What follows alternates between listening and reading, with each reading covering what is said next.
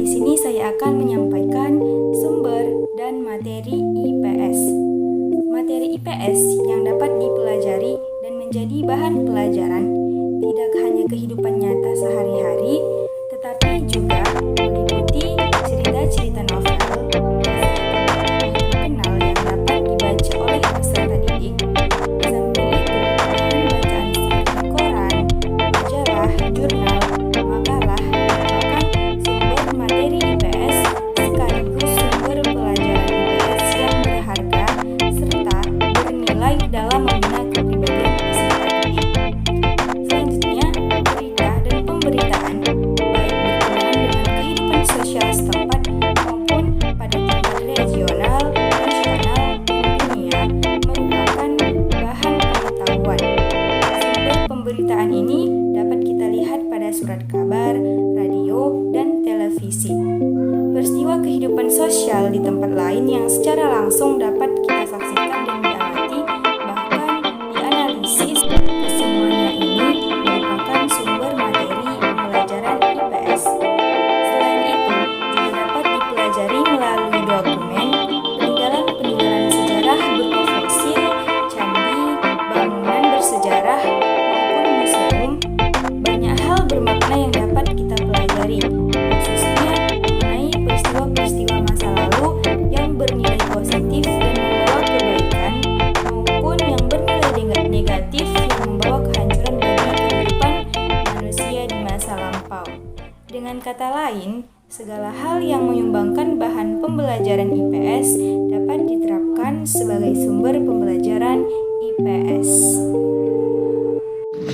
Halo semuanya, di sini saya akan menjelaskan mengenai hubungan ilmu sosial dengan IPS. IPS ialah bidang studi yang merupakan paduan atau fusi dari sejumlah mata pelajaran sosial, dan IPS juga dikatakan sebagai suatu sarana mata pelajaran yang menggunakan bagian-bagian tertentu dari ilmu-ilmu sosial.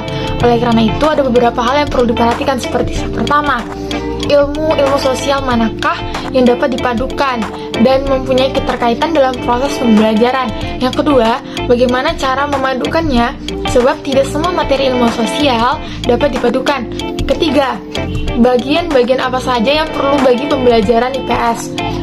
Nah, secara konseptual, hubungan IPS dengan ilmu-ilmu sosial dapat diuraikan sebagai berikut. Yang pertama, disiplin ilmu sosial dapat dijadikan kerangka utama berpikir dalam mengembangkan kurikulum. Yang kedua, yaitu bahan untuk IPS dikembangkan terlebih dahulu serta memilih dan memilah disiplin-disiplin ilmu sosial. Kemudian diidentifikasikan konsep-konsep dasar yang perlu diketahui peserta didiknya. Nah, selanjutnya itu yang berbicara mengenai konsep dasar IPS ialah suatu kata atau ungkapan yang berhubungan dengan sesuatu yang menonjol. Nah, sifat yang melekat, pemahaman dan penggunaan konsep yang tepat tergantung pada penguasaan sifat yang melekat tadi. Nah,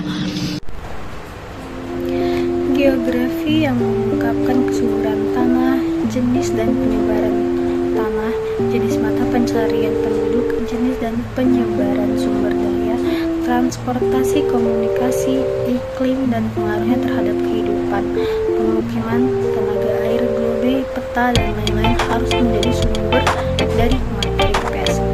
Sejarah dengan proses sejarah yang mengungkapkan peristiwa-peristiwa kehidupan berdasarkan kurun waktunya merupakan sumber dan dari materi IPS yang sangat berharga. Mata pelajaran ekonomi yang merupakan usaha memenuhi kebutuhan materi dari sumber daya dengan modal yang terbatas, produksi bahan kebutuhan, pengangkutan, distribusinya dan lain-lain. Kegiatan usaha saling memenuhi kebutuhan antara berbagai kelompok manusia di antara berbagai daerah menjadi sumber dan materi IPS.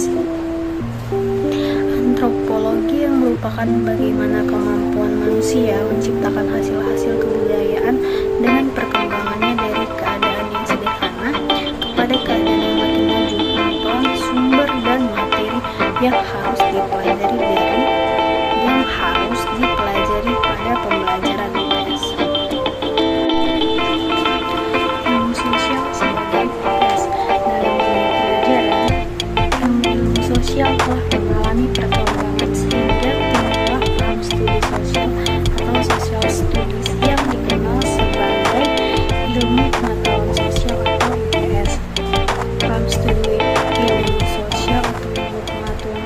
adalah ilmu-ilmu sosial yang disederhanakan untuk tujuan-tujuan pendidikan dan pengajaran di sekolah dasar dan menengah.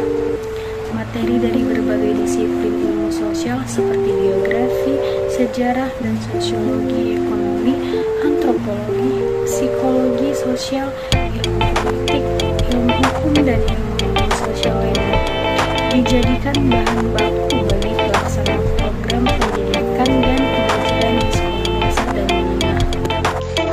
Materi selanjutnya adalah masyarakat sebagai sumber dan materi IPS. IPS adalah bidang pengetahuan yang digali dari kehidupan praktis sehari-hari di masyarakat. Pengajaran IPS tidak hanya sekedar menyajikan materi yang memenuhi ingatan siswa, melainkan lebih jauh lagi, yaitu untuk kebutuhan sehari-hari dan sesuai dengan kebutuhan dan tuntutan masyarakat.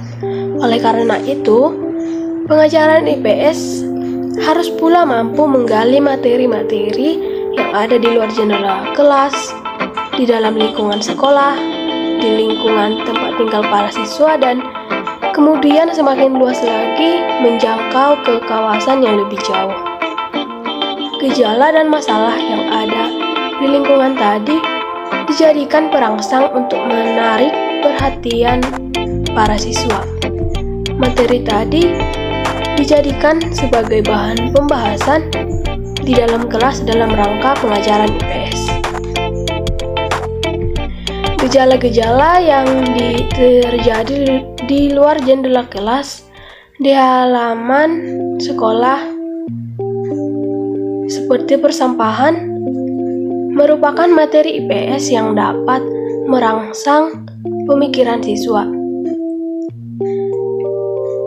Pengajaran materi-materi IPS yang bersifat makro dan berbobot pada tingkat-tingkat yang lebih jauh, dasarnya harus dari konsep-konsep yang sederhana dan yang diambil dari kenyataan yang dekat dengan siswa.